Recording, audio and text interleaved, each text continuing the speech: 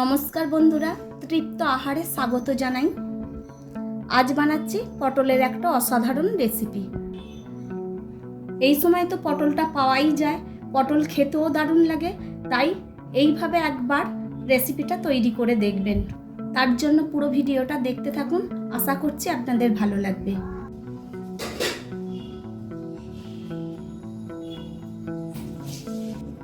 আমি নিয়ে নিয়েছি পটলগুলো বেশ বড় বড়ই আছে। আমি এই রেসিপির জন্য 5 পিস পটলকে এইভাবে কেটে নিয়ে নিয়েছি। এই পটলটা আমি গোটাই রেখেছি। নিয়ে নিয়েছি 2 কোয়া রসুনকে খুব ছোট ছোট করে কুচিয়ে, 2টো কাঁচা লঙ্কাকে কুচিয়ে, আধখানা টমেটোকে কুচিয়ে নিয়েছি, আর একটা মাঝারি সাইজের পেঁয়াজকে এইভাবে মিহি মিহি করে কুচিয়ে নিয়েছি।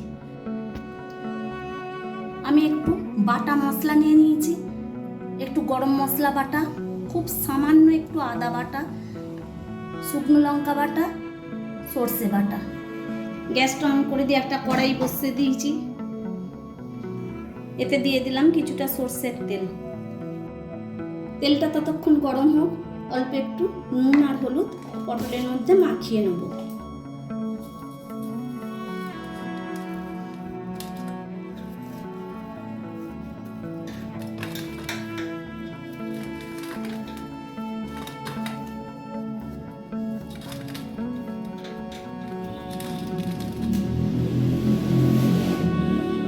এদিকে তেলটাও ভালো গরম হয়ে গেছে, আমি পটলগুলোকে ওর মধ্যে দিয়ে দিলাম।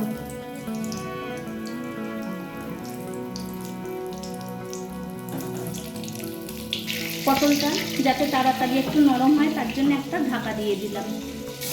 2 মিনিট পর ঢাকাটা খুলে দিলাম। পটলটাকে আরও একটু উল্টে দেবো যাতে অপরদিকটা ঠিকঠাকভাবে ভাজা হয়। আবারও ঢাকাটা আমি দিয়ে দিলাম। আবারও মিনিট 2-3 পর ঢাকাটা খুলে দিলাম।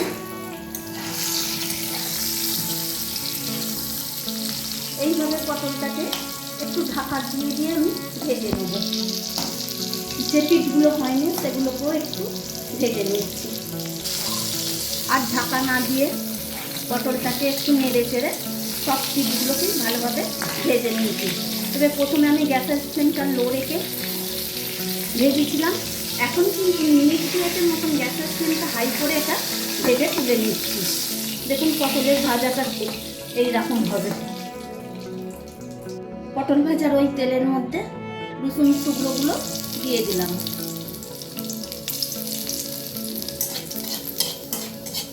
তিন 4 সেকেন্ড নেড়ে নেওয়ার পরই পেঁয়াজের কুচোটা দিয়ে দিচ্ছি।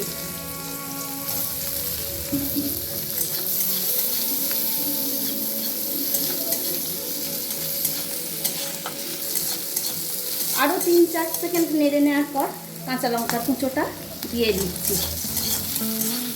সবটাকে মিনিট খানেকের মতন নেড়ে নিয়েছি। এবার কেটে রাখা টমেটোটা দিয়ে দিলাম।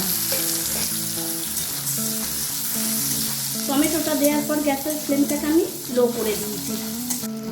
টমেটোটা দেওয়ার পরও আরও মিনিট খানেক আমি নেড়ে নিয়েছি। এবার যে বাটা মশলাটা আছে তার মধ্যে আদাটা আর শুকনো লঙ্কাটা দিয়ে দেবো। দিয়ে দিলাম আদা বাটাটা, শুকনো লঙ্কা বাটাটা, সবটাকে ভালো করে মিশিয়ে নেব। যেহেতু পটলটা ভাজার সময় আমি নুন আর হলুদ মাখিয়ে ভেজেছিলাম, তাই খুব সামান্য স্বাদ অনুযায়ী নুনটা দিয়ে দিলাম। দিয়ে দিলাম 1/2 টিস্পুন হলুদ গুঁড়ো। মশলাটাকে খুব ভালোভাবে কষে নেব।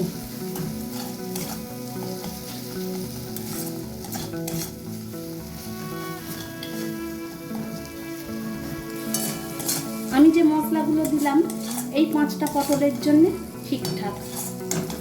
এবার আপনাদের পটলের পরিমাণ যদি বেশি বা কম হয়, মশলার পরিমাণটাও বাড়িয়ে বা কমিয়ে নেবেন। দেখুন অল্প পরিমাণের মশলা, তাই এটাকে 3 মিনিট আমি কষিয়ে নিয়েছি। মশলা থেকে খুব ভালো তেল ছেড়ে দিয়েছে। এবার এর মধ্যে পরিমাণ মতন জলটা আমি দিয়ে দেবো।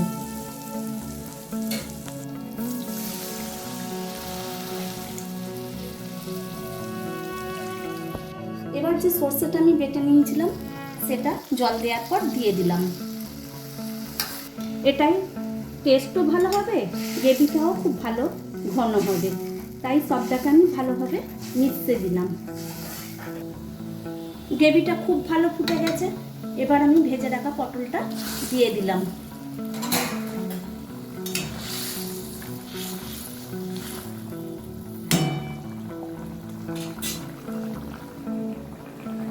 মাছ মাংস ডিম না থাকলে এই রেসিপিটা ভাত দিয়ে বা রুটি দিয়ে খেতে কিন্তু দারুণ লাগবে। স্বাদের জন্য খুব সামান্য একটু চিনি আমি দিয়ে দিলাম। আমি গ্যাসের ফ্লেমটা খুব জোরে রেখে মিনিট 2 ফুটিয়ে নেওয়ার পর গ্যাসের ফ্লেমটাকে লো করে দিচ্ছি।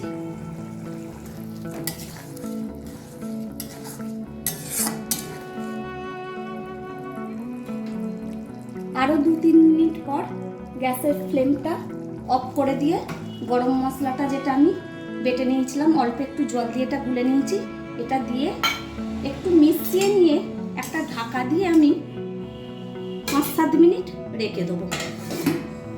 বন্ধুরা, আমি তো পটলের তেল ঝালটা তৈরি করে নিয়ে 5-7 মিনিট পর চলে এসেছি।